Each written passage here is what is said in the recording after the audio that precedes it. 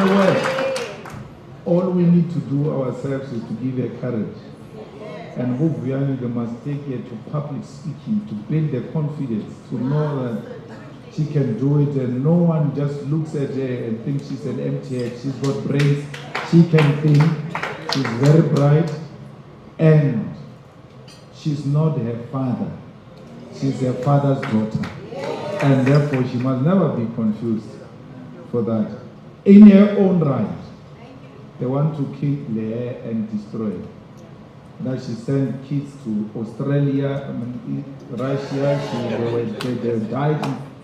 And when the people came back, they said the people are coming back. I watched the TV. I didn't see them when they were leaving. I saw them when they were coming back. I said, where are kids here? Because people said there were no kids. They were old men, adults. If she convinced them to go to Russia, good for her. She managed to convince men with balls to go to Russia as a woman. So what is crime about that? That you convince an adult to have sex with her. It's not a rape. No one's going to come and say you raped so and so. And when we look through things, say, no, I agreed, but it's not a rape. She didn't rape them to go to Russia. If she did, she spoke to them, they came back as adults, walking, even knowing to hide their faces, and said, you know, we're sent to Russia, Then they said the NPA is investigating her. For what? Who's investigating who took Lindiwe Zulu to exile? Who's doing that? If she was convinced there's a war to be fought in Russia and convinced people to go there, what's wrong with that? And old people. She stand trial today for tweeting, I see you. The tweet happens after the mall bans. She doesn't say, I see you on the way to Bonamere or mall. She says, I see you. After everything has happened, they say, she incited violence. She's in the dock today. That's how your law works. Ngizwe says to people, let's go and close the streets, the shops, let's beat up foreigners. He communicates that before it happens. And it happens exactly like that. It's not arrested, it's not in any court. A person who says, well done for the revolution, after the fact, it's in the court. The one who says, let's go and close the shops, there are foreigners here. No. They've got a constitutional right to gather, they can protest, it's their right. How does this law work? It has got eyes. But Lady Justice must not have eyes. If you know who's Lady Justice in the picture, she's got a cloth on her eyes, because she must never see who's before her and judge them on the basis of the facts before them.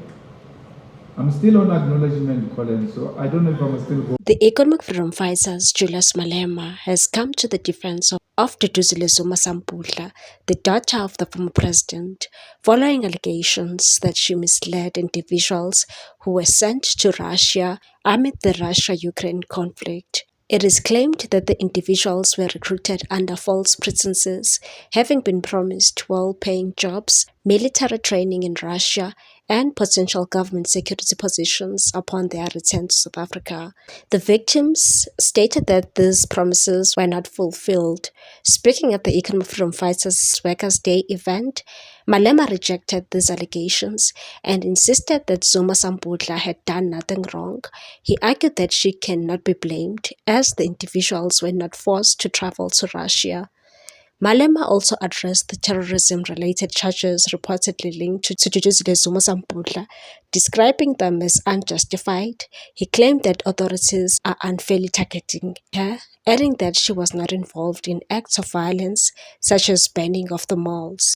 Meanwhile, the victims who returned from the Russia-Ukraine conflict spent their first day back in the country providing statements to police and surrendering their mobile phones as part of the ongoing investigation. According to their families, the men were accommodated at a secure location in Johannesburg to allow them time to rest.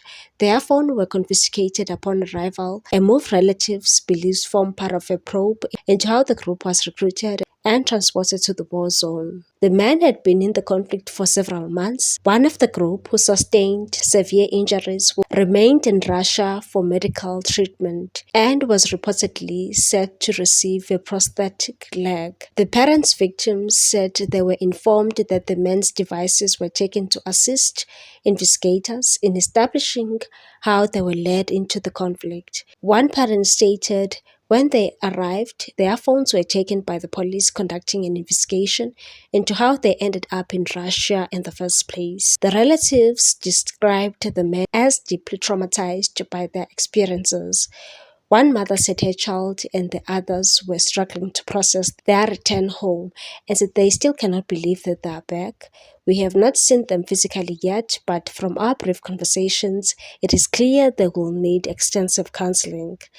Another parent said 2 of her 8 children had returned, but others remain abroad, and said, my happiness is incomplete. Only 2 of my children who were there have returned. We will only celebrate when all 17 are safely home.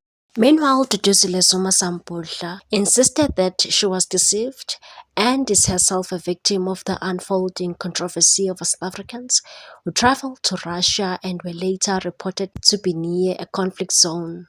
In a sworn affidavit submitted to the SAPS, she stated that she acted in good faith and never intended to recruit anyone for combat or mercenary activities. Her affidavit followed after allegations made by her sister, Nkosazana Zuma Mncube, who publicly claimed that Zuma Sampudla and 2 others tricked 17 men into fighting for Russian mercenaries. According to Zuma Mncube's statement, the men were told they were traveling to Russia to train as bodyguards for the Umkhonto weSizwe Party. Duduzile Sampudla stated that she denied any wrongdoing. She said, I make this affidavit voluntarily. The contents of this affidavit are true and within my personal knowledge. She submitted the statement to assist SAPS in its investigation and to clarify that she was also deceived.